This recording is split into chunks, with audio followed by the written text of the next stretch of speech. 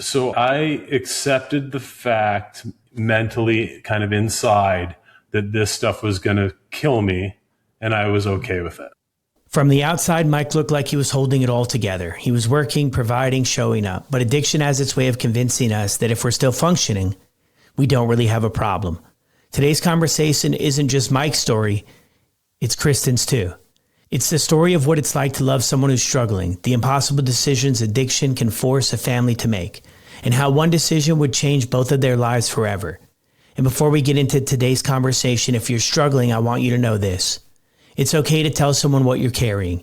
Shame wants to keep you isolated, but freedom often begins the moment you let someone in. And this is Mike and Kristen's story on the Sober Motivation Podcast. Welcome back to another episode of the Sober Motivation Podcast. Today we've got Mike and Kristen with us. How are the two of you doing? Good. Yeah, we're pretty good today. Yeah, awesome.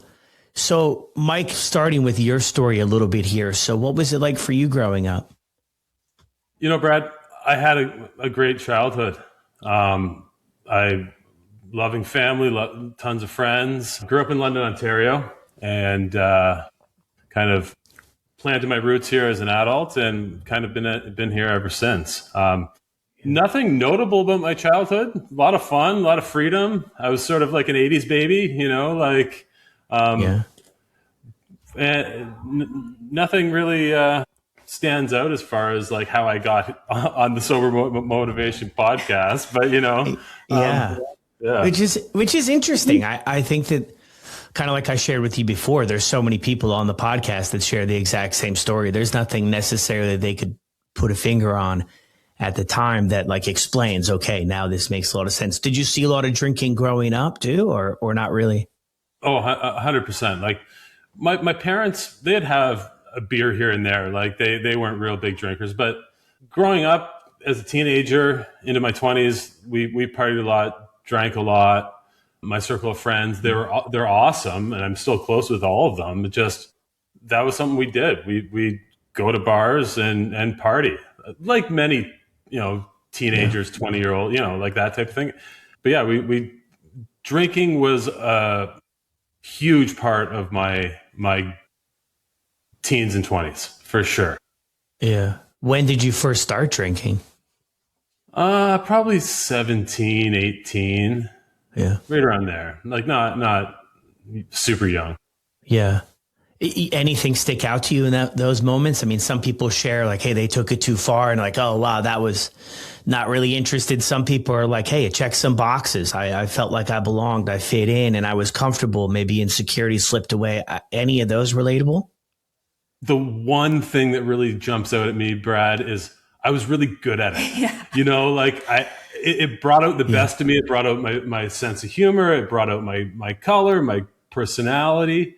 It kind of like at that time in my life, it was like a complimentary thing, you know, like it was a social drug that I used. It was sort of like something that brought me together with friends, got me out, you know, meeting people. Yeah. Yeah. No consequences, right? In the early days. Doesn't sound like it anyway, or was there? No, not at all. No. Like the one thing I was really, really adamant about when I was younger was not drinking and driving. Right. So, at that time in my life, Uber wasn't around, but there in London's sort of a party town with Western and Fanshawe and stuff. There was always cabs. So that as far as making bad mistakes with that type of stuff, that never happened. Yeah. Where'd you go after high school, college? Yeah, I went to college. I'm a tool and die maker by trade. Okay. And that was in London too then? So you stayed in London? Yeah. So all of your partying in London. Yeah. Still in London. You love London. It's home, you know? Like Chris is the world traveler. She traveled the world and, you know, ended up here. So, yeah. Ended up in London. Yeah. But okay. I did go away. I went away and then came back. Yeah. So. And when did the two of you meet? Like, was it in college later in the story? We went to high school together, so we knew each other in high school, but I wouldn't say that we were very close at all. We had separate friend groups that passed sometimes. I was a lot cooler. Yeah, right. I knew who Mike was. He's a very big personality. And like he said, he was the party guy. He was a lot of fun. And so people gravitated towards Mike.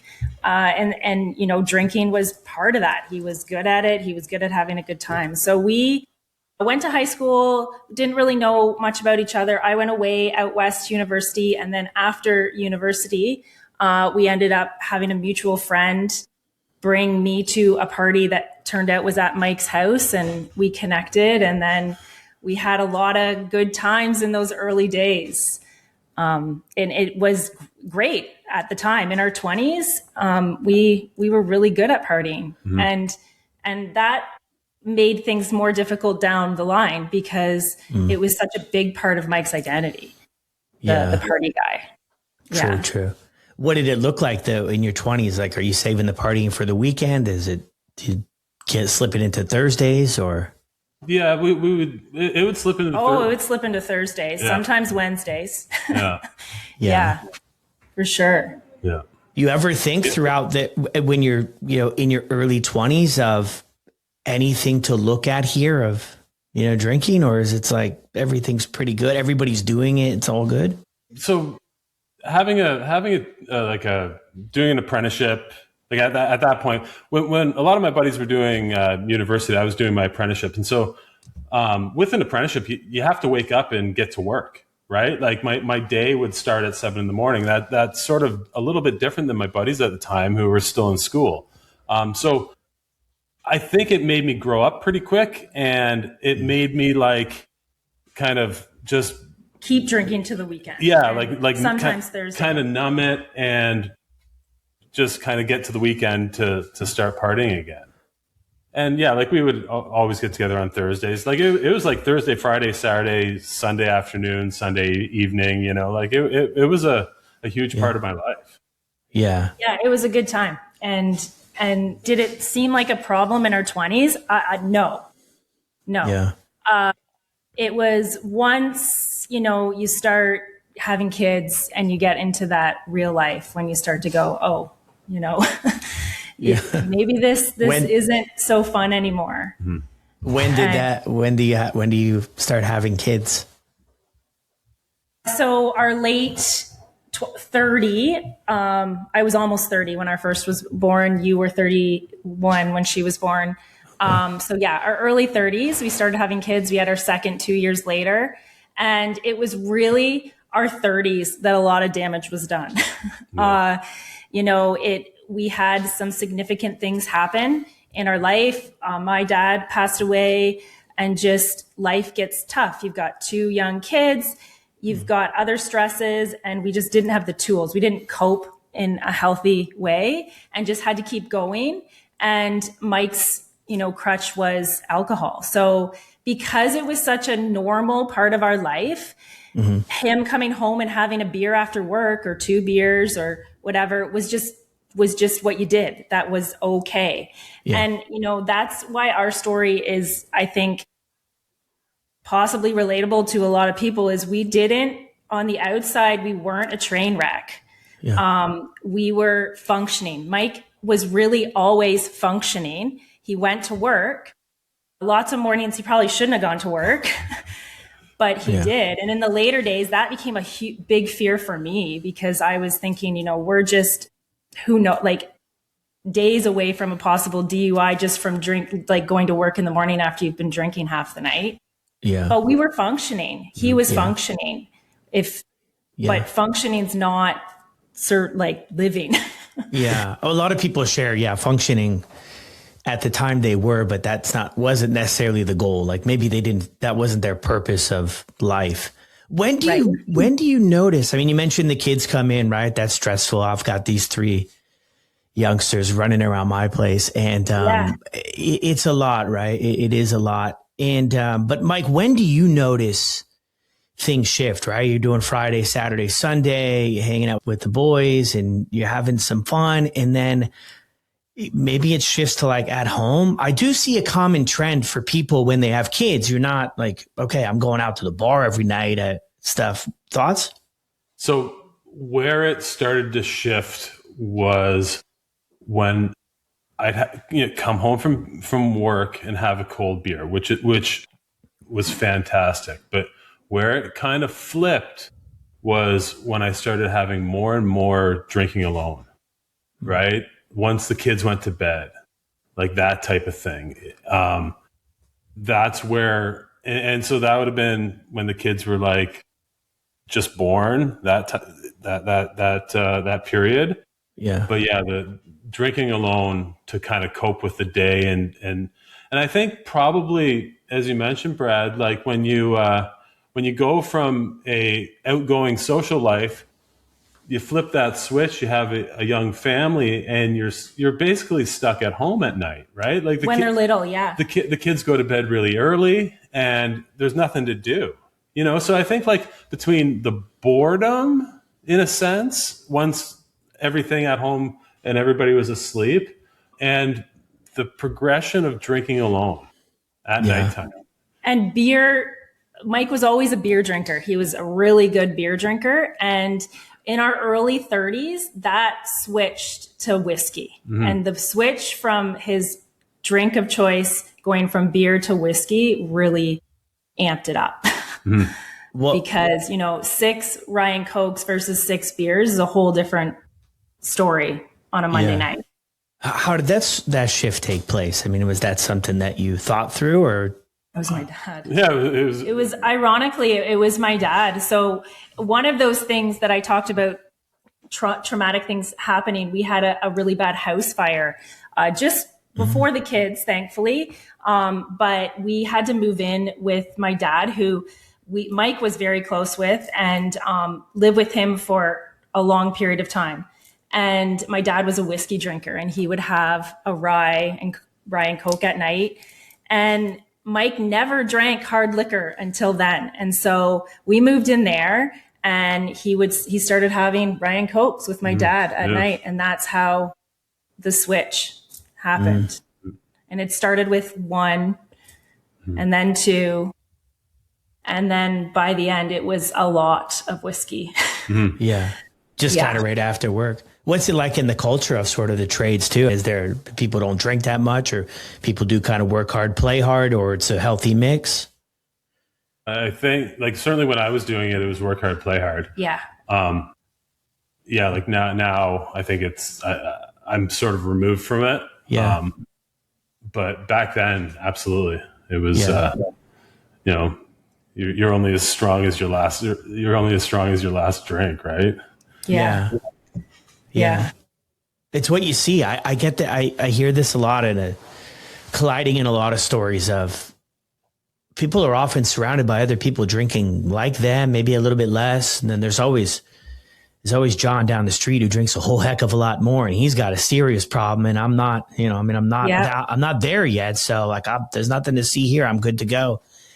And it just becomes kind of every turn, and the identity gets attached to it. When do problems start happening? And how do things too? Like if you wanted to share, Kristen, too, like I was drinking looking for you. As me personally, or his drinking? Yeah, like for you. So I don't drink anymore. Back then I did drink, and especially in our party days, I know I drank quite a bit. I was never, I don't have the addictive personality that Mike does. I have the opposite. So it was never a problem. And so when, Mike quit and I watched him go through his journey, I actually remember thinking, I can't imagine going to a social function and not having a glass of wine for me, and I wasn't a heavy drinker, but I would always need 1 or 2 glasses of wine in social settings. And then as I got older, once I turned 40, my hangovers got bad. Like I'd have 2 glasses of wine and have a headache for days. Yeah. So that combined with, the business, when we started Designated Drinks, we kind of got immersed into the non-alcoholic world, and I realized how many options there were. I slowly cut back and eventually quit. So I actually haven't drank for 3 years now. I don't drink at all. And it's just because I noticed that I was feeling so bad. And then I started having 1 non-alc and 1 alcohol. And I just drank more and more of the non-alc. And I realized, why am I having any alcohol? And then after quitting for a month or two, and then I got to 6 months, I started seeing the changes physically and mentally. And so now I couldn't go back because I just can't imagine how bad I would feel. I don't know. I may not make it. I might not wake up the next day. Yeah, it does. A lot of people share that too. Like how we worked through it in our 20s changes as we get older. Yeah. So in this kind of era of your life, you guys share of having kids, the house fire, moving in with your dad. Is there anything else that you feel like stands out that would be important to the story?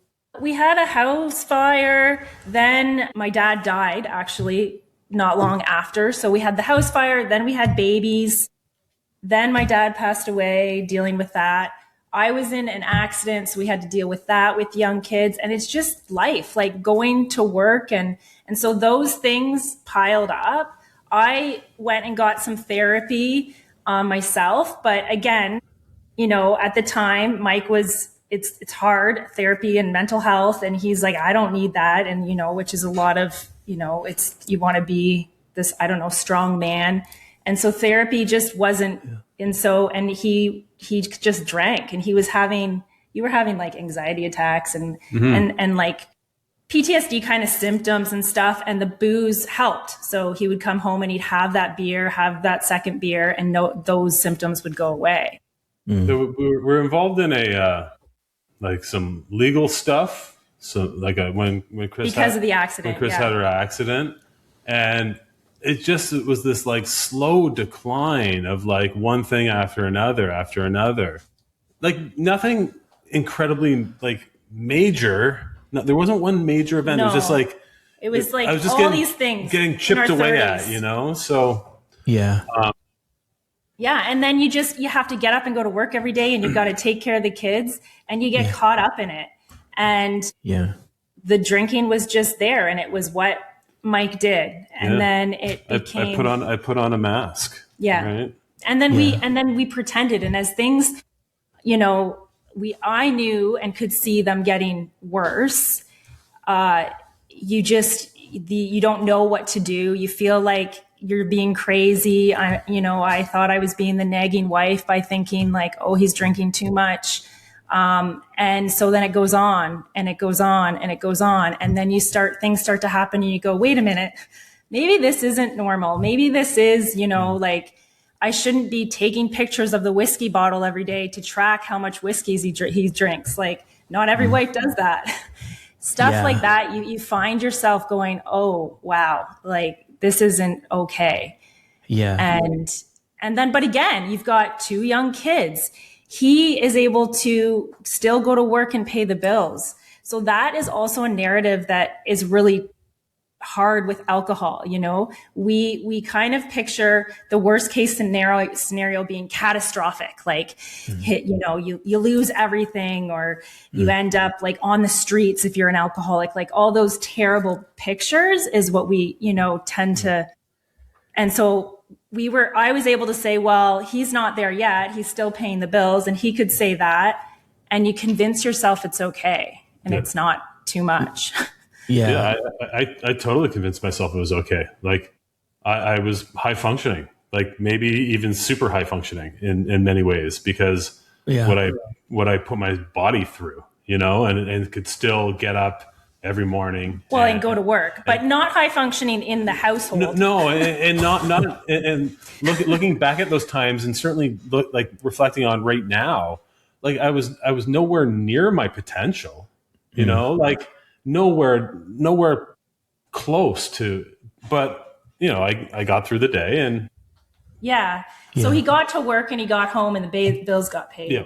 But once he got home, the drinking was the priority, not the kids, and not, and not on purpose either. That's the thing. Like, it's not like he consciously made a choice. I'm going to choose alcohol over my children. That's the addiction in it.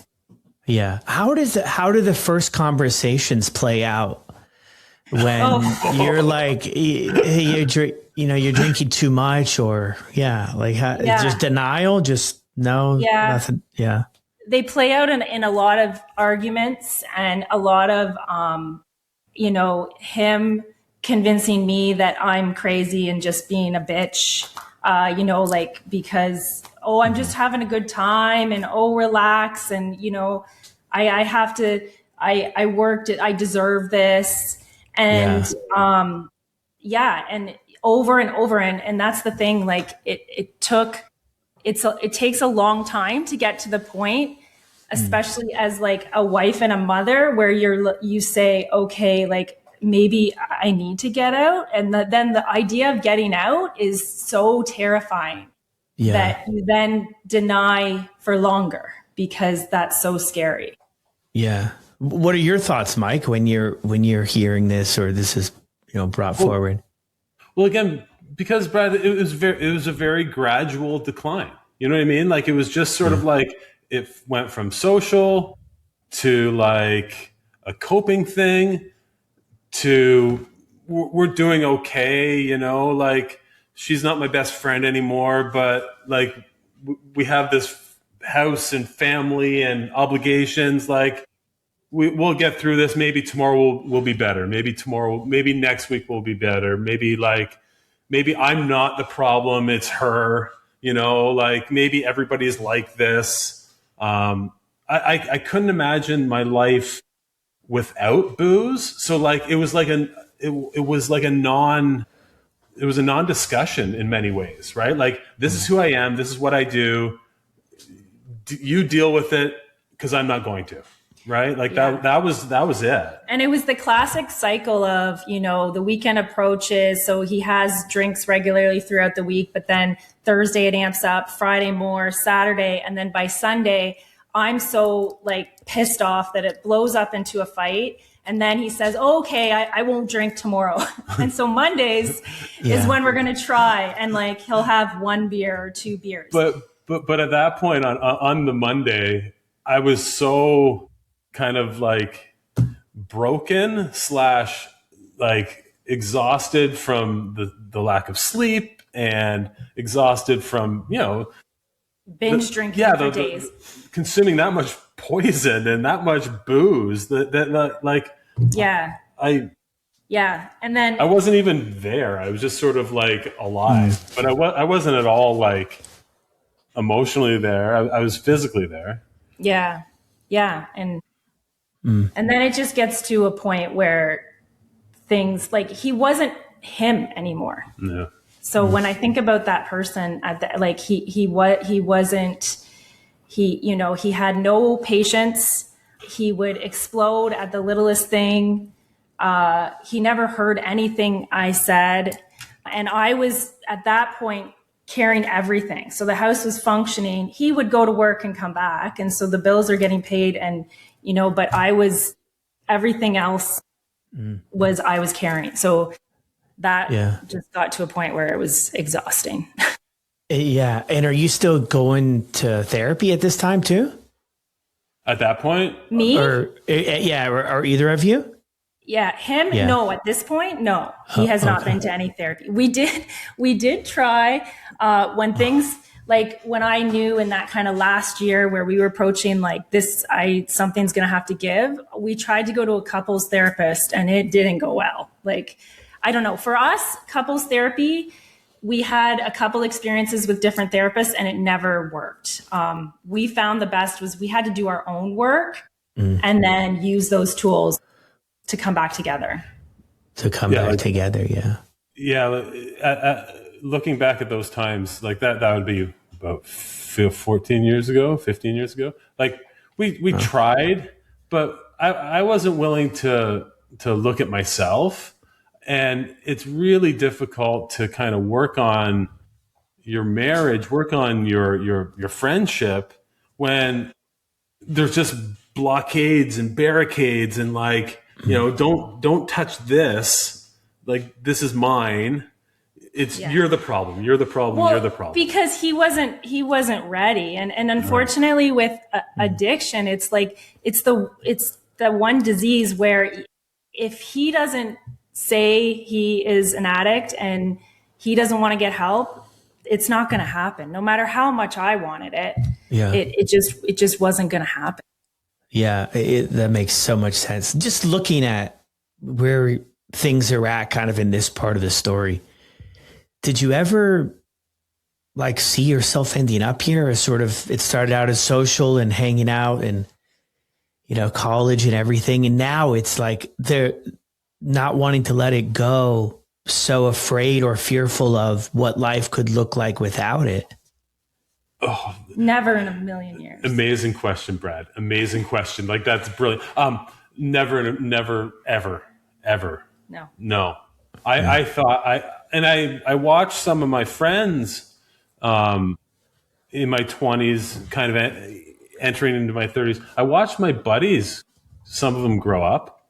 I watched them kind of like cut down. I watched them kind of, start living a better life, start living a healthier life.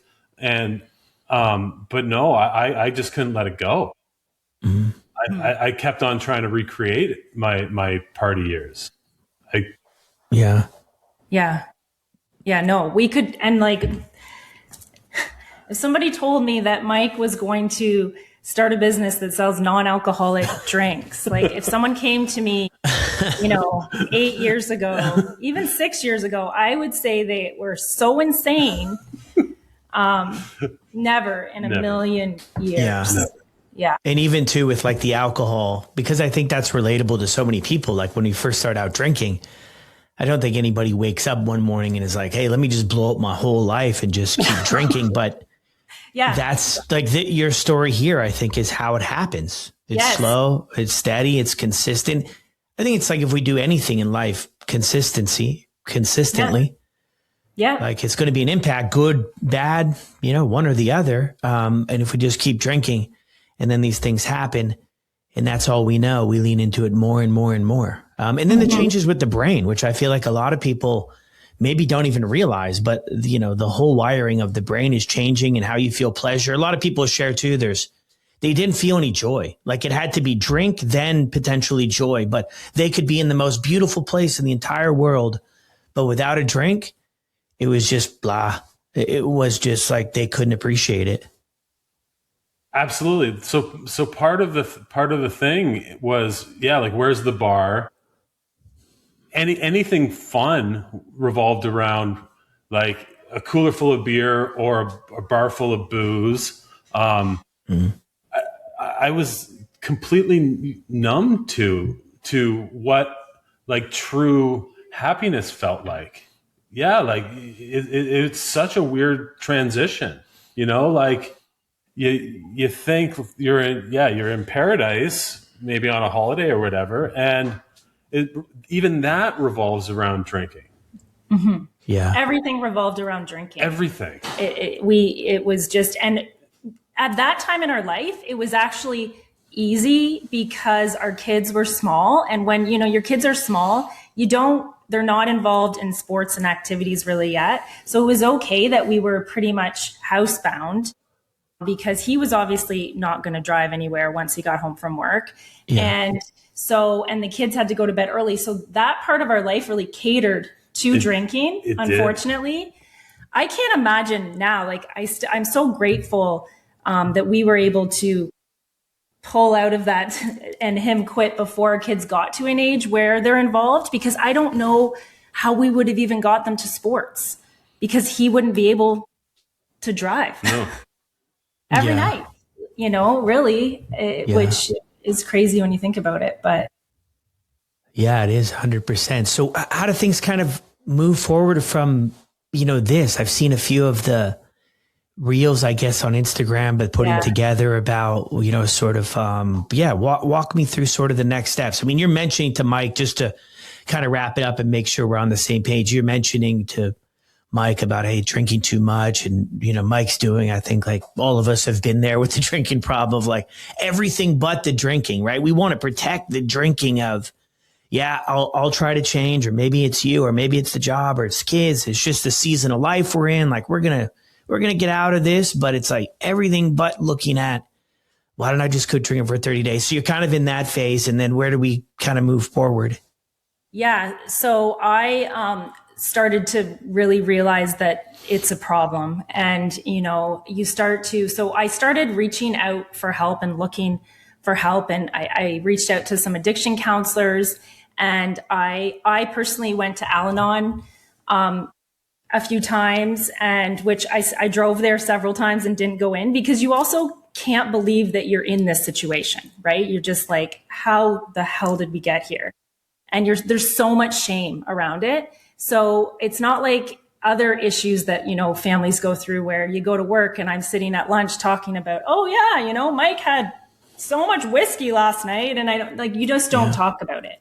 And so I got some help in counseling, and got to the point where I felt like I had to talk to our family. So, I talked to his parents, because people, close to us knew there was a problem. His close friends, they could see that, he had changed, and it was getting out of hand. But again, people still don't see what goes on behind closed doors in your house. Yeah. And so I don't think anyone really knew how bad it had got. I was taking pictures of how much he was drinking and going to my doctor and saying, like, am I crazy? Is this too much? And long story short, I was counseled to go to him and say, so it was October 1st, 2018. And I said, if you don't quit, I am leaving in a month. So at the end of the month, I'm taking the girls and I'm moving out. And it was, and I had been counseled that, first of all, I had to be really serious about that. But still, when I was telling him in my head, I'm like, I'm not going to really leave. Like, this is insane. How would I ever do that? But that was the first step. Yeah. And I in my head, I'm like, okay, yeah, I'll dial it back a bit, but that's bullshit. She's not going anywhere. Like, yeah. Because the thought of quitting was so overwhelming, right? Yeah. Was that sort of the conversation of, you need to quit or you need to cut back, or if not, I'm leaving out. You need to quit. Like, okay. I guess the enabler in me, which, as a spouse of, someone with a drinking problem, you do enable it. And so I'm sure I did, soften it and say, like, okay, well, maybe just have a couple beers. Because really at that time, the thought of him only drinking a couple beers sounded like a dream. Like, and so, and that felt impossible. So yes, I'm sure it wasn't, but I knew the truth that he did have to quit, because the thing about Mike, and he now knows this about himself, he can't just have 2 beers. Well, yeah, the thought of only being able to have a couple beers that sounds fantastic, but it's just not me. Yeah. Like, if I was one of these lucky people that could just have 1 beer a week, fucking great. Yeah. Right? But it's just not me. It's just not who I am. Why is that? Oh, because I'm Frank the Tank the minute it hits my lips, right? Yeah. Why is it? I don't know. I think it's not to sensationalize the journey, but it's the whole kind of gradual drinking session that appeals to me, that kind of gets me. And I have 1, I need 2. I have 2, I need 4. Yeah. And 4 is not enough because I'm halfway there, type thing, right? So yeah. When do you feel like the fun slipped away, or was it always fun for you, even at home and everything else?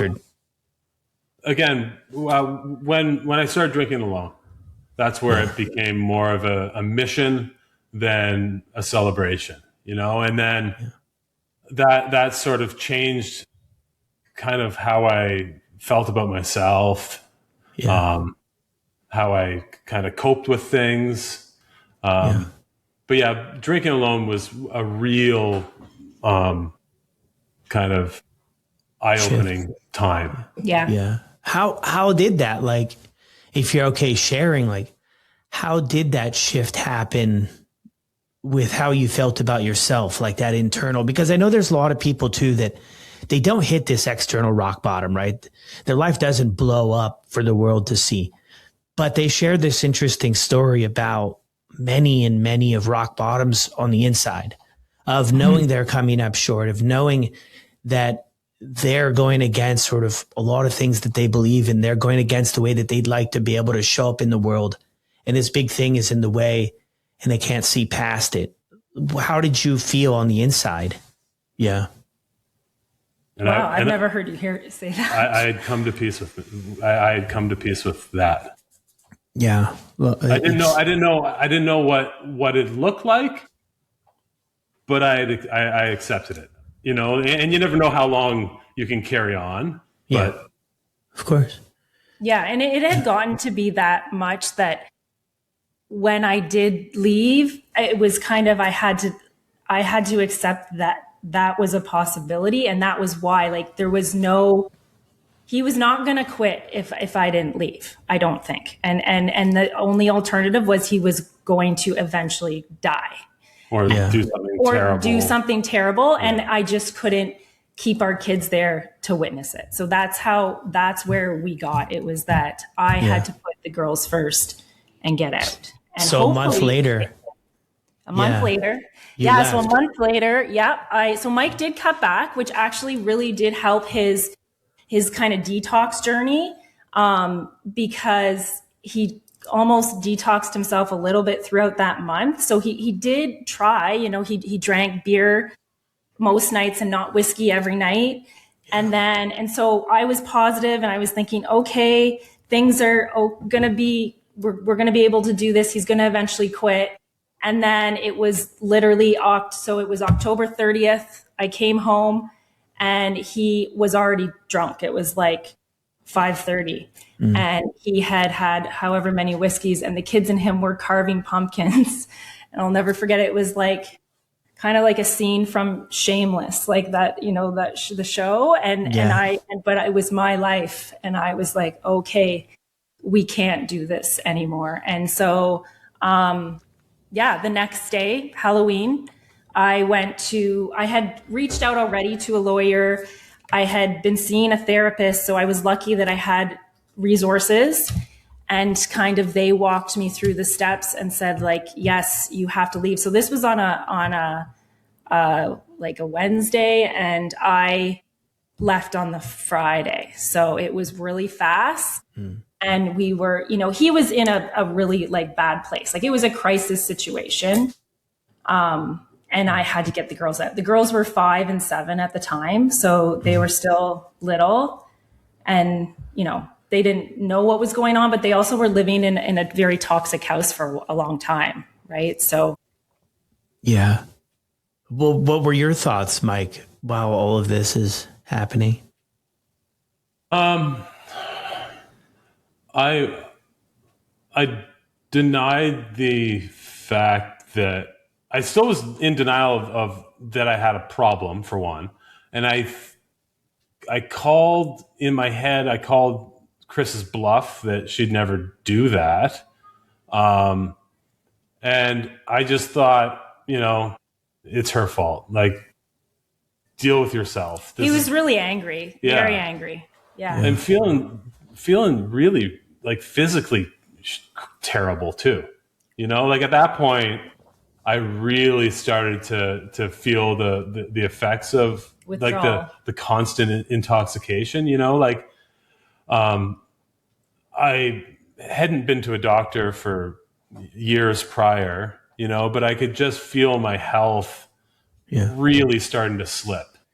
The nausea, the shakes, the anxiety, as Chris mentioned, I had no patience. I had no patience for myself. I had no patience for the kids. I had no patience for anything. The sleep, you weren't sleeping. I wasn't sleeping, I was passing out, not sleeping. There's a huge difference. Yeah. Does any of your friends mention anything, or anyone else, or? Yeah. You're close. He had his 2 closest friends that he grew up with. Yeah. So they had, and we were close, and I had reached out to them, and they had said things over time. So the people close to us, had, knew. There was one instance in that, that summer or fall where his friend Ryan had called and said, come get Mike. He's passed out in our backyard on a rock.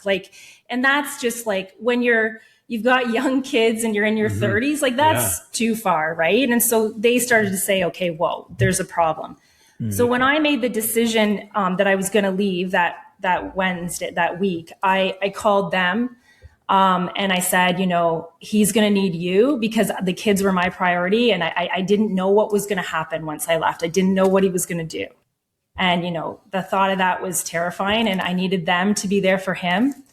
And my personality over those years, it changed from like funny and energetic and enthusiastic, and I still have a dry sense of humor, but it flipped from all of those kind of cool Mike personalities to, man, this guy's just an asshole, and that was me, So my friends, they dealt with me, but like, he was no longer fun. I was, fun had died. I was just an asshole. Yeah. Right. Because I had no joy. The only time I was happy was knowing that there was another drinking session. Yeah. So but in this last stretch here too, you're drinking every day.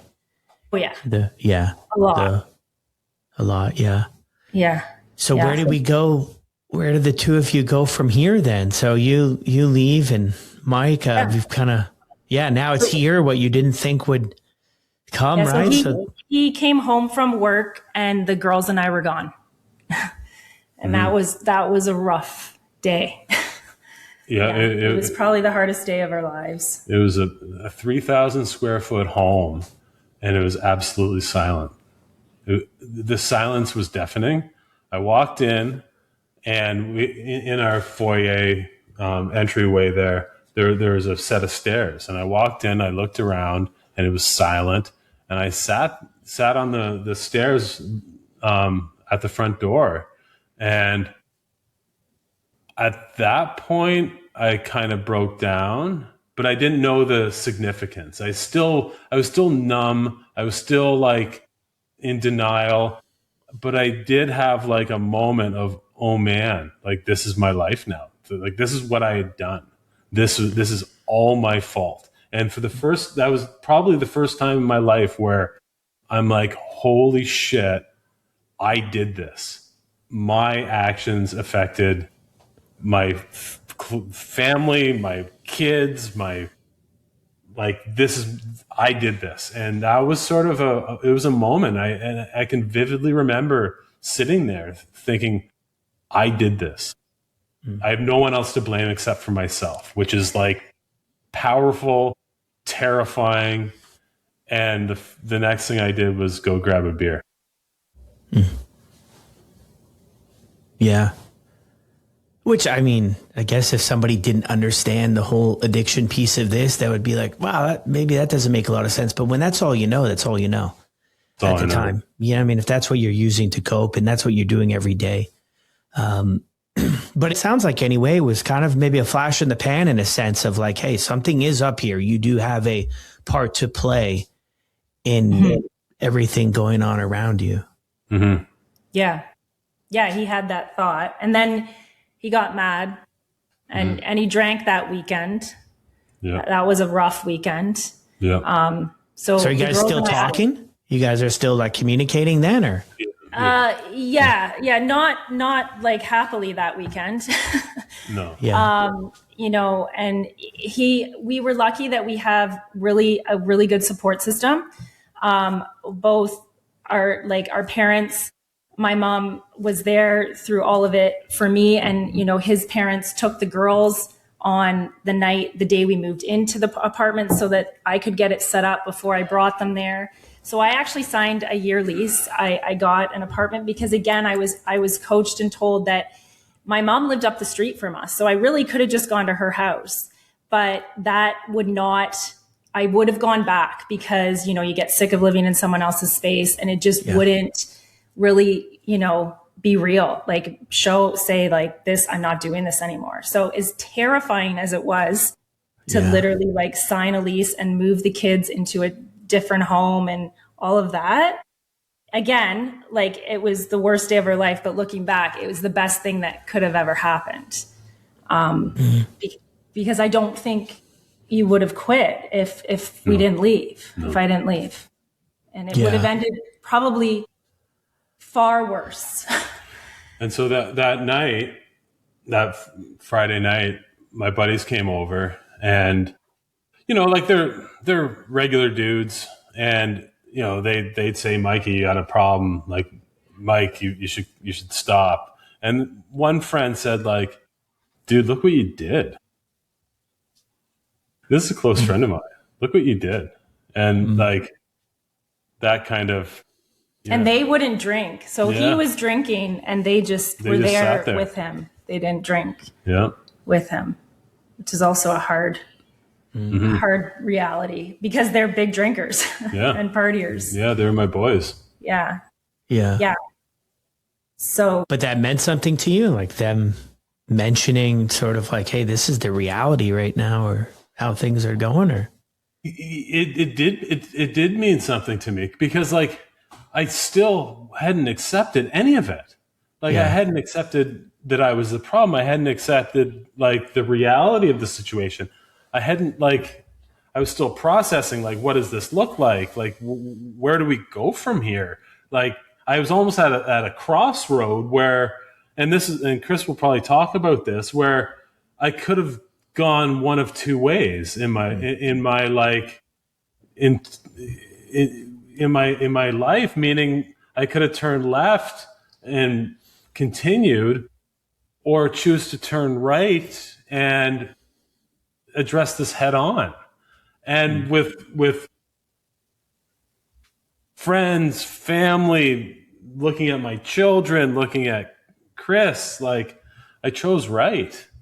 And that Sunday, so 2 days later, that Sunday night is where it stopped. He had his last beer. I had my last beer. So 3 days after this whole episode. And it was literally, and it could have, like I said, it could have gone one way or another. And November 4th, 2018. He had his last beer. I think on the Monday or the Tuesday, I went to the doctor and really, started my sober journey. Yeah. Wow. What happened in that time frame?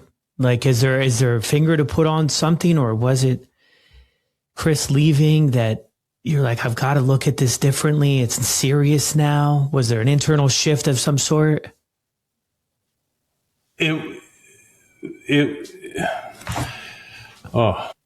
Brad. It was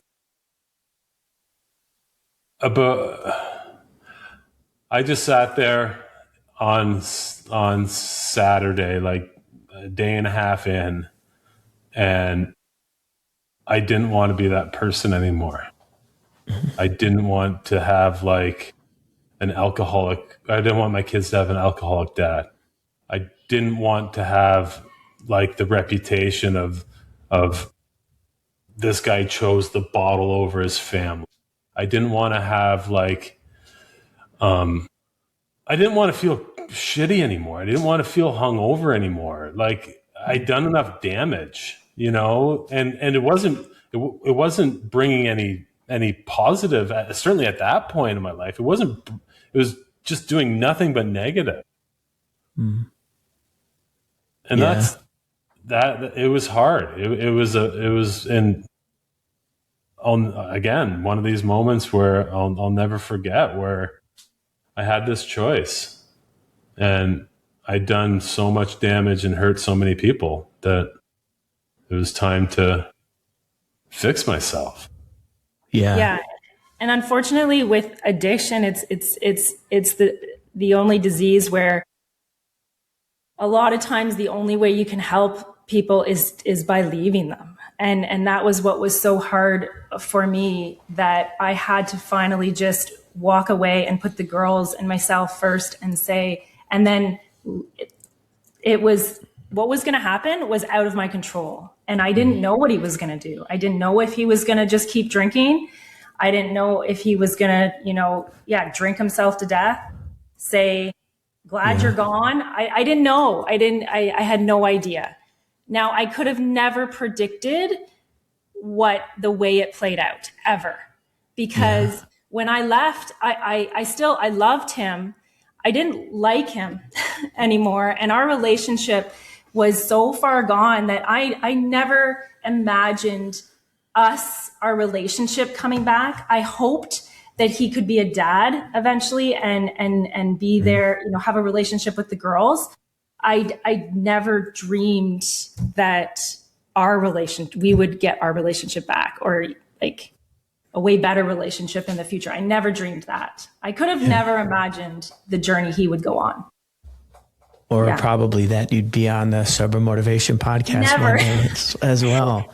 Never, ever. Yeah. No. I mean, yeah.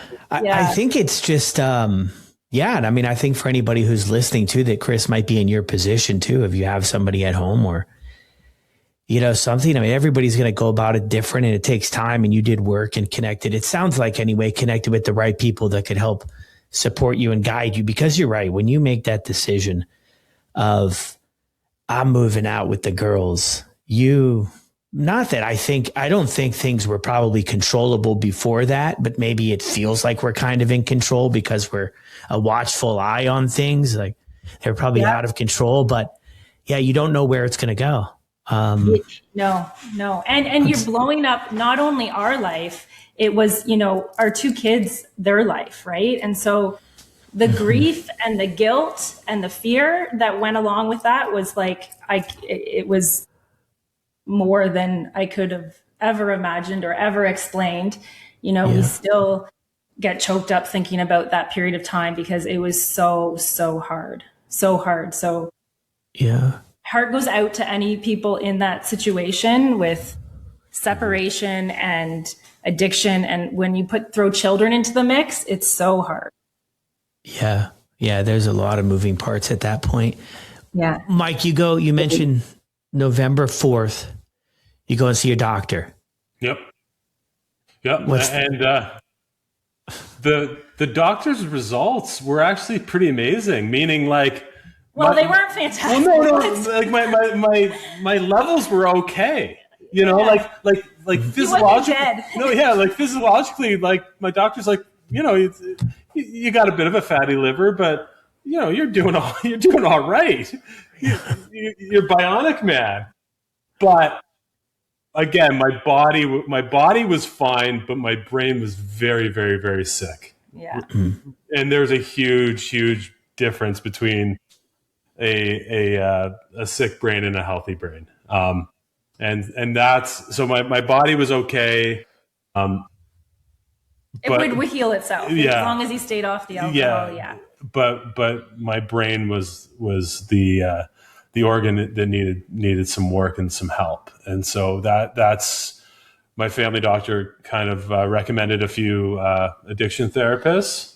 And I think maybe on the next day or the day after, kind of right around that time, I went to AA for the first time. So between going to AA and starting that and getting connected with a addiction therapist and starting that, my road to sobriety and recovery was in motion very, very quickly. Just, you know, within. We were very lucky. But the other thing that, you know, it's not like the movies where you say you have a problem and then you can go to rehab the next day with your suitcase and off you go. Yeah. And it's not like that. So when he went to our family doctor that Monday, she was able to get him on a list. He was supposed to go to Homewood. But the first bed that opening was January 1st. And this is November 4th or 5th. So it was going to be a 2-month wait. And I was like, oh, he can't wait that long to get like treatment or therapy, you know? So, our doctor was really good and gave us a list of a bunch of therapists that specialized in addiction. And again, it's so hard to get in. Our mental health system is so difficult. So I just started calling, and we found this one practice that had a doctor who had literally just graduated. So he didn't have a full patient list. The truth is, Mike was actually, I think, one of his first patients. And he didn't want to take Mike. He's like, oh, no, he's too sick. I'm not ready. And so I called him and got on the phone and, you know, cried and pleaded and begged him to meet Mike one time. And so Mike went and met him. He agreed. And it turned out to be the best thing ever. So he started seeing this therapist. In the beginning, it was like two times a week, like intense therapy, which made a huge difference. And so we were lucky, like that literally started, he was maybe a week and he started therapy. And so that was big. And I was continuing to go to, and he was AA. going to AA. Yeah. Yes. He was going to AA. Yeah. That's incredible. How are you feeling, Mike? I mean, all of a sudden in 3 days here, things in your life are completely different.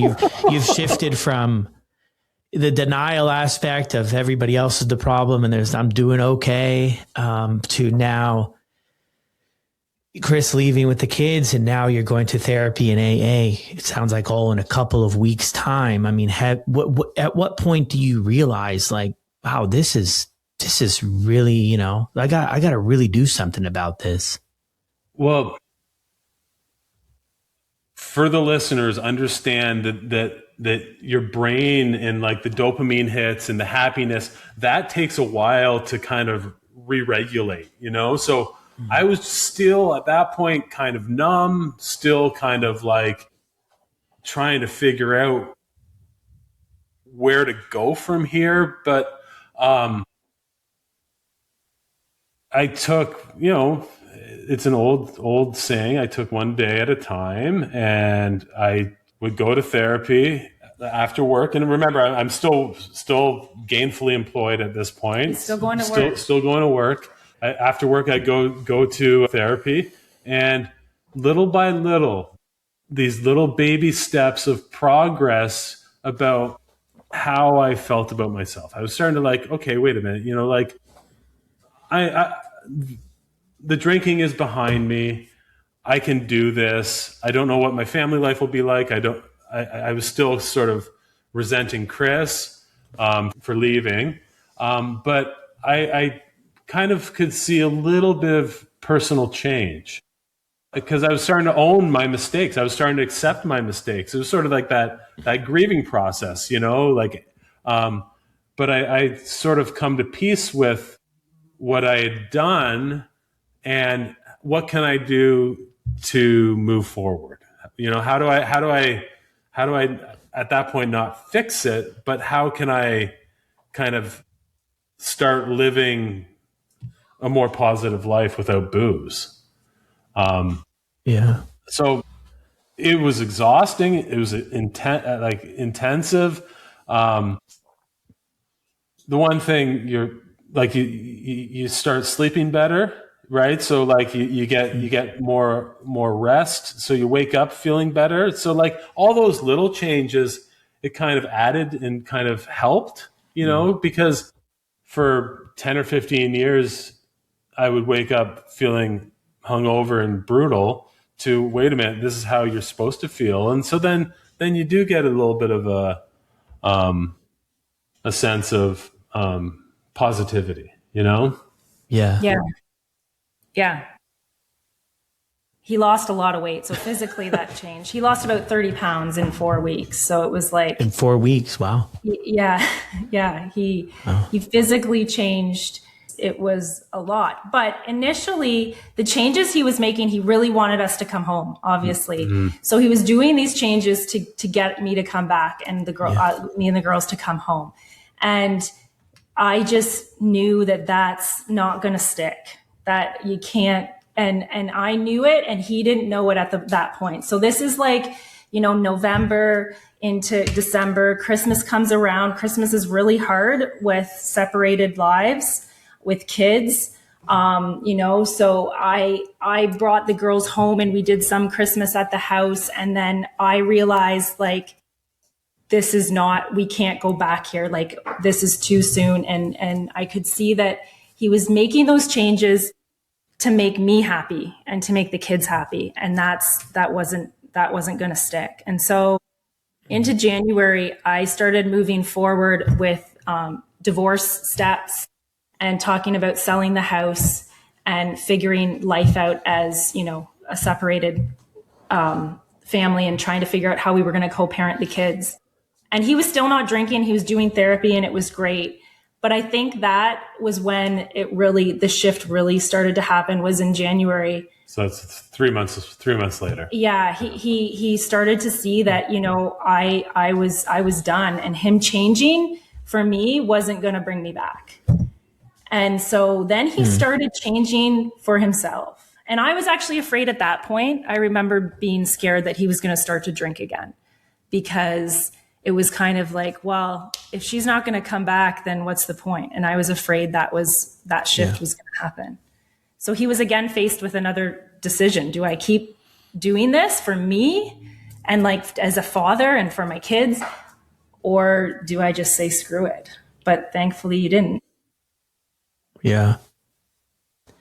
Is that like how it was going for you, Mike? I mean, motivated to get the family back and, bought in for yourself as well, but maybe not all the way there. What are your thoughts? 100%. I couldn't accept that this was what my life was going to be, right? Like I couldn't accept that I was going to be a divorced dad that like ruined my marriage. Like that was something that I wasn't at peace with. And so 100%, like that I think that's the natural feeling, is to get back what's familiar, get back to what we had, and realizing that Chris wasn't going to come back. Like I was left with a choice, and that was something that my therapist prepared me for, was the next chapter. Like he basically said, listen, man, like your marriage is done. But your role as a father is not. So you sort yourself out and focus on that. Focus on being the best divorced dad on planet Earth. And that was sort of the biggest motivator. I had wrecked my marriage, but I still had a chance to be an amazing dad. Yeah, 100%. So the two of you are, we're at this part in the story, but the two of you are obviously back together now. How did that happen? At least in the podcast episode. How does it all work? I mean, Chris, you pick up on that, maybe Mike's making a shift or a change with things. And then, Mike's, doing the work that needs to be done. I think this is too, before we maybe even scoot there, these 90 days, 120 days, 180 days, I think a lot of people go back to drinking in this space because the expectations of the journey are not met. Everything hasn't fallen into place. I haven't got all my wishes. What other people are talking about isn't coming true for my life. I'm still struggling with so many different things. And I think it's very easy for people to say, the one liner as old as time, right? I'll just have one beer. One won't hurt, and maybe the first time it doesn't, but it seems to go from there. So Mike hung in. It seems like you picked up on that. Yeah. So he did. He didn't. I was afraid that once I started, pushing to move forward with the divorce, that he'd start drinking, and he didn't. And so, that was kind of January, February, and he started, and it was, it was little things. It wasn't one gigantic thing. It was, I started noticing that he just was more attentive. So he started taking the girls for, an evening or a day, and then it got to a weekend. And he was paying attention to ordinary details that he never did before. He remembered to bring snacks, or he asked simple things, like he would ask how I was feeling. Like, it sounds crazy, but when we were in that kind of numb world, we didn't talk like that. He didn't have the capacity to think about those things when the alcohol was part of the game. And so over time, I started to notice this, and the idea of being a single mom and facing the challenges of co-parenting. And, I have a whole new respect for divorce and separation. It is so hard. And so I was facing that reality. So he was getting to a point where I felt confident that he was going to be healthy and be able to, be a dad for the girls, but we were still going to be divorced parents. And I actually hit a real wall in like March where I got really depressed. And because our life had blown up, I was living in an apartment. I was now a single mom. Mike was doing so much better. I just didn't know what was next. And kind of March, April, we started to have some really good conversations. And he suggested that, we have a lot of tools in our toolbox now, and we're going to obviously have other relationships. We were young. We're not going to be alone forever. And where do we want to use those tools? Do we want to use them, to try and do that together and raise our kids together? Or are we going to use them in new relationships and then have to navigate co-parenting forever, basically, right? It's not, when you have kids with someone, you can never just say, see ya. They're always going to be in your life. And so it was like April, May, we started all over, and he suggested we start dating. And so he would literally like pick me up at the apartment, and we'd get a babysitter and we'd go on a date. And it started as simple as that.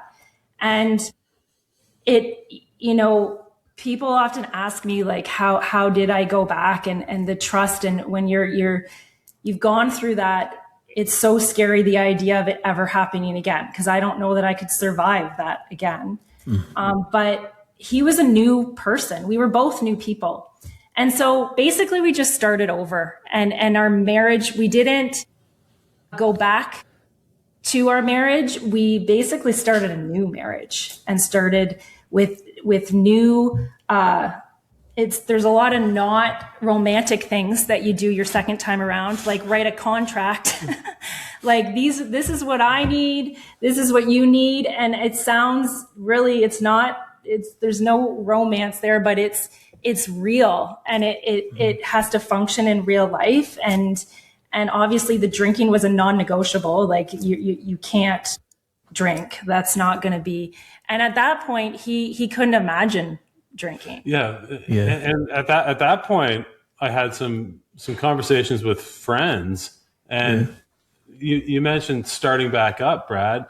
My closest friends were like, man, like, you're so much better not drinking, like you sucked when you're a drunk. Yeah. You're awesome now. But that's a real fear. Oh, yeah. So Mike, was really worried about how, and I was too, because he was not in like when things got bad, but he was the party guy. He was the fun guy. And I was like, I didn't know how he was going to be the fun guy without the alcohol. And he didn't either. Mm-hmm.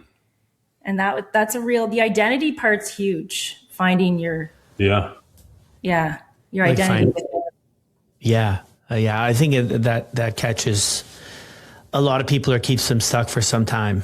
Who am I going to be without it? Who am I going to be without alcohol? Or sort of a reinvention, like a reinvention of who can I be now, or what can I work on becoming? How did your friends though? Your friends, it sounds like anyway, friends are good. They're not worried. They're happy you're not drinking. Like, this is great. Frank the Tank. They were sober. They were super supportive. And the thing is, like, at that point, I could be a chauffeur, like I could drive them around. They could do their thing. We'd go out, and they'd have a safe drive home, and life was good. It was fine. It was good. Yeah. And Mike was always adamant that no one else has to stop drinking because he's not drinking. Yeah. That was a thing too, where people initially feel uncomfortable, like, oh, I shouldn't have drinks around. And people would always ask me like, oh, do you drink in front of Mike? And that was never a thing. You would be upset if people didn't drink because of you. Yeah. I felt uncomfortable if people felt uncomfortable. And my sober journey was, I always wanted to be able to walk into a restaurant and order a Diet Coke or whatever. I always wanted to walk into a bar. I always wanted to have friends, family, have beer. And it was just something I didn't do anymore. Like, I understand the drinking culture. I understand the tradition of it all, but I just didn't want to participate personally. I knew it existed, and I didn't want to like become a recluse or become a preacher about it. That was not who I wanted to be. I wanted to just not do it myself. To this day, it doesn't bother me. Like I have beer in the fridge for friends, like it doesn't bother me at all. But that was on my list of like kind of personality reinvention that I chose, like. Yeah. Yeah. You still wanted to be able to be around it. I mean, to kind of exist in our world today and say, I don't want to be around alcohol. Like, I don't know that there's a whole heck of a lot of places you can go. It's so interesting though, because I think maybe relatable with you, but I think that a lot of people are like, my biggest hurdle is the alcohol. My problem is the alcohol. And then in that story you share there, you go into the bar, you have it in your fridge. It's not like that's the problem. But I think when we're drinking and we're in those early stages or even before we quit, we're like, alcohol is my problem. I just removed the alcohol and everything, the magic is on the other side. I think what most of us figure out is that alcohol wasn't the problem. There was some reason why and I think, and this is in the simplest of terms, when consequences started in my life, I didn't want to quit. I couldn't quit. When consequences started in my friends' lives, they changed how they were doing it. They cut back. They were okay with that. For me, it took a lot of like banging on the head of, hey, like you can't just have one or two, because it was never about the alcohol. I was looking to change the way I felt, and that did the trick. And then I felt like, oh yeah, man, I am, a really cool drinking guy, Yeah. What about for you? Yeah, I'm the same. It was a drug I used to like amplify my personality. But as far as having it around, like it wasn't alcohol. You're totally right. Alcohol wasn't the problem. It was like the catalyst of, like it wasn't the liquid itself. It's what it did to me and what it did to my family and what you were using it to not face. That's the thing, is it was numbing. Like you talk about how much you had to you feel and see, and you have to learn how to feel and see that without the alcohol. Like even as simple as a cold. I remember the first time he got a cold after he quit drinking, and he just couldn't believe how terrible he felt. And like, when you raise little kids, you're sick all the time. And he had gone through those stages, but he was drinking. So he didn't feel half the time, and the same thing with sadness and all of it. He was able to just, numb it all out and not feel stuff. Mm-hmm. And so that's a shift when you stop drinking. Yeah. Yeah, that's huge. Yeah. Feel it to heal it. Correct me if I'm wrong here. Either one or both of you. When this all went down, you didn't envision sharing this story. It would have felt like something maybe you wanted to keep a secret, maybe not let everybody know. And I think that there's a lot of people that go through stuff and they're like, let's just kind of do the best we can here and kind of move on. And, like, let's not let everybody know kind of things. If that's true at all, what's inspired you to share this story? So I had no interest in talking about this. Even while this was all going on, I don't think people kind of outside of my core group even knew it was happening. There were signs that I was, starting to live a little bit better, but I kept it completely compartmentalized to the kind of facade of who I was. Mm-hmm. So I had no interest in sharing it. Like I didn't want to. Like I wanted to keep it. That was personal. So how we ended up here.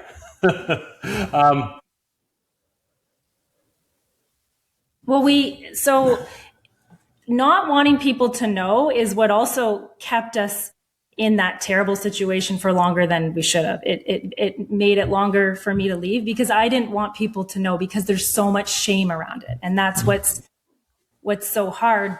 But really, I think it's a far more common problem than people let on, because no one wants to talk about it. because of the shame with addiction and mental health and everything. So that's for sure why I stayed. Part of the reason I stayed, because of the fear of people knowing. Once I left and, our circles knew, I was relieved, that it got out because I no longer had to pretend. And then for me, leading up to leaving and then through that whole those dark years, I really did search for stories similar because I needed to feel like I wasn't alone. I wanted hope. I would, scour the internet for stories of, people that survived it, for marriages that survived it, for people that were able to quit alcohol and be a parent.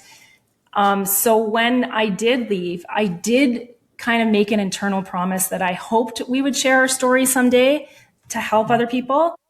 But I never dreamed it would look like this. What I thought is maybe Mike will go speak at, an AA meeting down the road. I could go speak at an Al-Anon meeting. Like, I thought it would look something like that because I could have never imagined the journey of the business and then where that's taken us. Did I ever dream that, we'd be talking on social media about it? No, no. Yeah. And never. No. Yeah. No. Yeah. Which, yeah, I see so much truth to everything you shared there, is the secrecy part, not wanting to share with other people, the shame for you, for Mike, for everybody involved, for anybody out there who's going through this. That part keeps us stuck, but it's like the addiction wants us to be isolated, to be alone. Even in Mike's story there, when did things shift? When I started drinking alone, quiet, not sharing, not talking. It's like being locked. It's like being in jail. Yes. At times without even maybe realizing it. Yes. The denial with everything. Well, I'm just so happy for the two of you and for sharing your story. What's it been like, Mike? You look back and 8 years, like, what do you take away from that, man? Are you surprised? Well, for the listeners, after a while, you forget to keep track, right? Like, every so often I have to remember how long it's been. I don't have like a date on the calendar. It's just, you sort of begin a new part of your life. I can't believe how much I've grown since then also. So one of the things that my therapist and myself talked about was, he basically said, Mike, you got to grow up. You have to grow up. Yeah. You have to like own what you did, move on. But this is the next stage of your life. You have to be a grown up. I'm like, okay, cool. I got this. And from there, I realized that, like, that was the old me. This is the new me. How can I be the best version of myself? And it kind of leads us to the next chapter of the story. But 8 years, it's crazy. I don't miss it. It's the best thing I've ever done. Like, listeners, if you want to get sober, or if you want to quit your habits, do it. You won't regret it. It's the best. Like, that's my soundbite about that. Like, the soundbite, yeah. Yeah, and the journey of, the business. So, like, 4 years into Mike's being sober, we found non-alc, and then non-alc, which then led to us starting the business with, selling non-alcoholic drinks, because that was a real discovery and also changed the way that he could socialize and we could socialize. And it has helped us grow and also share our story, because the business, it's incredible how many people show up at our house, email us, call him, and with their story, right? So that also it helped you be able to talk about it more. Yes. Because initially he didn't want anything to do with sharing, ever. Yeah. That was never going to happen. Yeah. And I got that sense. I think I had reached out to you a while ago, and I got that sense of Mike. Really? I think so. or Mike. Yeah, I'm yeah. like, yeah, Mike is not interested in sharing, which is He wasn't Brad, for a very long time. I wasn't comfortable. yeah, I quickly became the wise old owl in the sobriety world amongst like my community. People would ask me how I do it. What's the trick? What's the tactic? But as far as like talking about it publicly, it was like a hard no. It was a hard no. Like, there was other messaging behind the business, like as Chris mentioned, the quiet phone calls I would take from people and customers and stuff that wanting to share and talk. I would always do that. That was something I was really, really adamant. But as far as like public, no, I just wasn't interested. It wasn't. No, It was. Yeah. And it's taken a long time. We the last 4 years we've been working on writing a book just because we wanted our story in a book form, and so that process has been very therapeutic, and I think that helped. It was also really emotional because it takes you back there, and sometimes you don't want to go back there because it was a really hard. And then through that process, you've probably noticed on our social media the last probably I think Mike came to me in the winter and said, okay, you've got to take a more active role in this social media. Yeah. And, that started, what that looked like initially was just me making sure that I, posted something every day and kind of took that over. And then I started to think about how it's such a, powerful platform to share. And, for people who are looking for some sort of, to not feel alone or whatever. So that and then, through writing the book and then him feeling comfortable enough through that process, he started sharing on this crazy social media ride we're on. And so our kids hate it, like we said in the beginning, but it's been therapeutic for us. And it's if it helps one person, have the courage to do whatever, to leave or to quit, then it's worth it. Yeah. Yeah. Yeah. And I hear that a lot. Like if we can help one person, I think we do though. In the process, we help ourselves of like, we're going against the grain. More than anyone. Yes. Yeah. Yes. Like we're going against the grain of what it was that kept us stuck in that spot for so long, of the shame or what are other people going to think. And I hear so many people share. I don't know if it's accurate in this sequence of events too, but the scary monsters never come to life of I quit drinking and then it's going to be like this and everybody's going to think I'm weird and nobody's going to want to talk with me and they're going to think I'm a horrible person. And none of the monsters really come alive.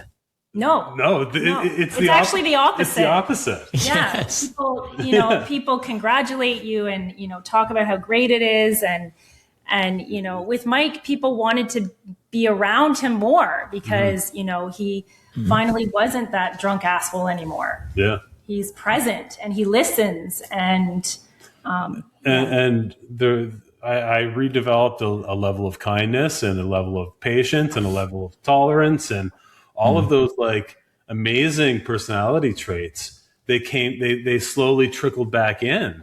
Yeah. And then all of a sudden, like with what I did, I was a mentor.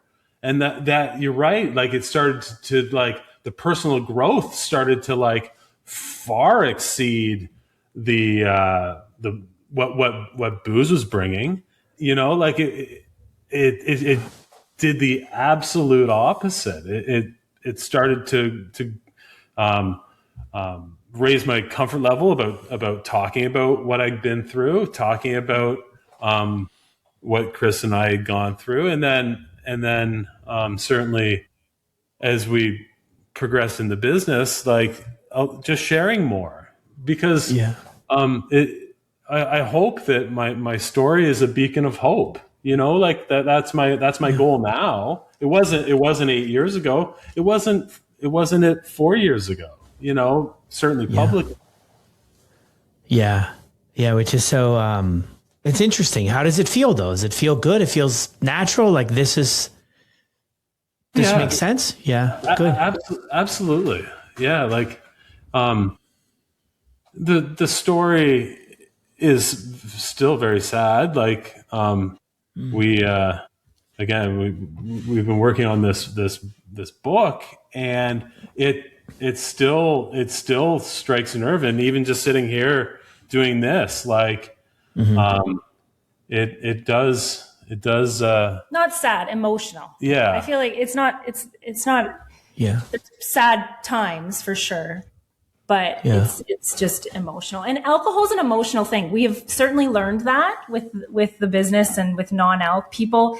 I feel almost every single person has some sort of relationship with alcohol. And there's emotions that go into it, whether they've known someone who has a drinking problem, or they drink too much, or they worry about how much they drink, or they don't want to drink, or it affects their health. Like there's some sort of emotional relationship when it comes to alcohol. Yeah. I still have a lot more to grow, you know, like I'm not to your level, Brad. I'm getting there. We serve different industries. Exactly. Like, yeah.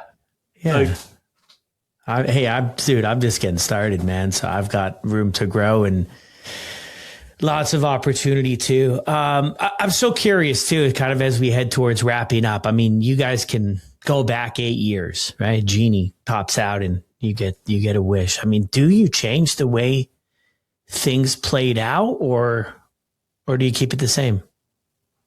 I wouldn't change a thing. I wouldn't change a thing either. No. Yeah. And I'm actually really grateful for it, which sounds crazy. Yeah. Like, I live now like I'm the luckiest person on earth, which is pretty powerful. Yeah. Yeah. It's like hitting the lottery every morning. Yeah. We're grateful. So you talked about prison, and that I used to describe what I was living. It was like living in a prison, you know, a prison to our marriage, a prison to the booze. And so when you've lived that and you felt that and you got out of that, and then you now live in a life where we are free of that, the gratitude that you feel about the little moments, and we don't take anything for granted. So our relationship is so much stronger than it would have been if we hadn't gone through that. We always joke and say, you know, we kind of went through our midlife crisis blow up early because it was in our 30s. We just blew everything up early, and now we're kind of in that midlife and stuff's happening around us to people, and so we're lucky and grateful, I think, for the little things, because we know what it's like not to have those little things. Yeah. And not even realize them. That's one thing I've noticed too on the journey is the birds, and, you know, maybe a little rainstorm on the back deck, and just the sun and plants and grass growing. I lived the first 23 years of my life and I didn't appreciate a damn thing. I didn't know how to. And I thought I did, but I just didn't. I had no idea. So what's the title of the book? Give us a quick, as we officially wrap up here, the book, the Designated Drinks. I see Mike's got the t-shirt on. He must have listened. He must have listened to the marketing department on this one. So people on the internet make fun of the fact that I constantly only wears those shirts. Yeah, he has a lot of them. I have like 50 shirts. I feel like Mark Zuckerberg, where I just wake up and wear the same shirt all the time, just various colors, you know. And like she of course dresses me. She's like, you're going on sober motivation. She's like, shave your head, shave your face, put on a good shirt, like, sound smart, don't fuck this up. Like, yeah. Great advice. Yeah. So Designated Drinks, it was 4 years ago we did that. We started that, and then that kind of has been a journey. And then over the last, I started writing pretty much as soon as I left, just as a therapeutic thing. And then Mike joined in with some writing about 4 years ago, and, you don't have the time or whatever. Long story short, this summer we finally finished it. It's called Everyone Gets a Seat. And it's just, everyone gets a seat, how we lost our marriage, rebuilt our family, and found life after alcohol. Wow. So it's just the story of basically what we've just told you, but, of me leaving, and then how we found our way back and what that looks like, and then what life looks like after alcohol, because it does look different. You know, we're not going to lie to people and say like, there's times when, you know, I'd love to have a drink and be able to go and have party all night, but we just know that you can't do that on Friday night and everything be normal on Saturday. So we've let that part of our life go, and you grieve that. Yeah. And the book is it's kind of testament that it's okay to feel like having a beer, you know, every so often, but just don't act on it. Like, I still, 8 years later, and I'm not sure about you, Brad, but I still have moments, certainly right around Christmas and often in the summertime, where I think, this would be a good moment to have beers, you know? And the thing is, those moments, they kind of come and go, and they don't span for longer than 10 or 15 seconds. And you move on to the next thing. I don't know. Have you ever had, do you still have those moments, Brad, or? Yeah, I mean, I don't know if it's really for the beer. I mean, I think in the early days I connected it to a beer. Sometimes I just get uncomfortable when I'm around other people. They're drinking. You know, people kind of make that shift, right? To where, you know, they're a pretty quiet person. Then they start drinking. They loosen up. Like, oh man, they're having so much fun. I would like to do that. It's not as easy for me to do it on this side of things. So I'm like, yeah, I would love to have a beer and just not be so uncomfortable sometimes. But I really coined it up to, it's not the beer. That was always my vehicle to, like, you know, fit in or feel comfortable. But yeah, I mean, of course I see it everywhere at the beach, but I think in my brain, it just quickly plays the tape forward of like what you said. I mean, yeah, I could have some beer today. My life wouldn't fall apart, but like, do I want to start over from scratch just because I'm a little uncomfortable? Like, nah, I'm good. I'm okay. Yeah. I'll find something else to do. I'll go skip some rocks. I'm good. Right. Absolutely. Well, and that's where the non-alcoholic has helped too. Like, you can still have that cold beer in your hand and not have the consequences. Anything else you guys want to mention? Is the book available now, or it's coming out soon? No, it is available. It's actually available on Amazon right now. Everyone gets a seat. And it's again, back to that. I looked for anything. I would like buy books and look on the internet when I was in that place where I just felt so alone, and I wanted to grasp at any hope I could find. And so that's what we hope, that, you know, people might see themselves in that story. Or if you're thinking about quitting, and, you know, it talks about, it goes back and forth between his perspective and my perspective. So kind of same situation, and what he was thinking and what I was thinking, and how we got to that place. And it basically starts on the day I left, and then kind of goes back and forth and talks about how we got there. Yeah.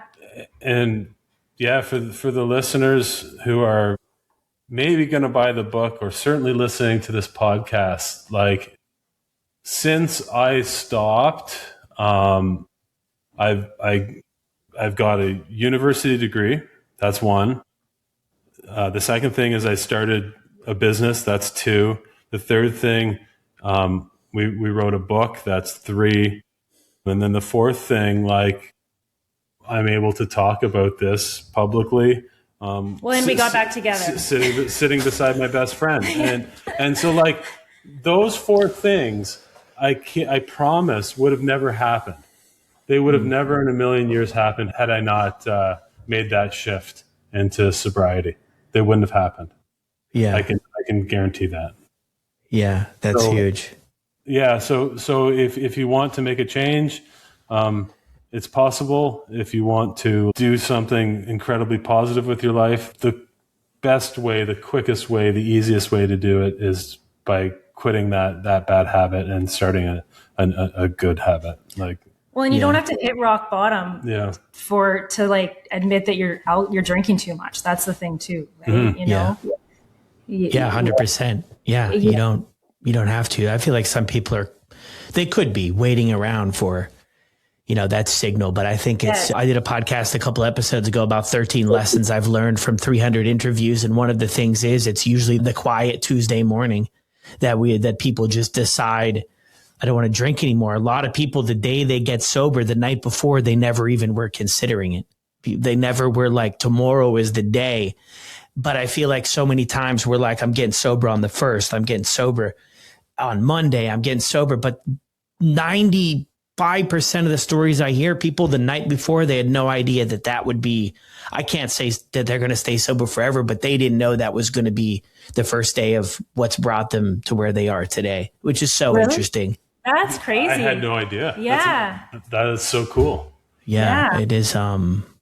It's interesting. Well, thank you guys so much for hanging out and enjoying the ride. I feel like it's a really emotional story where you can kind of feel it even virtually, but I think it's a beautiful one of how far that the two of you have come and, doing all this stuff together, like cool stuff.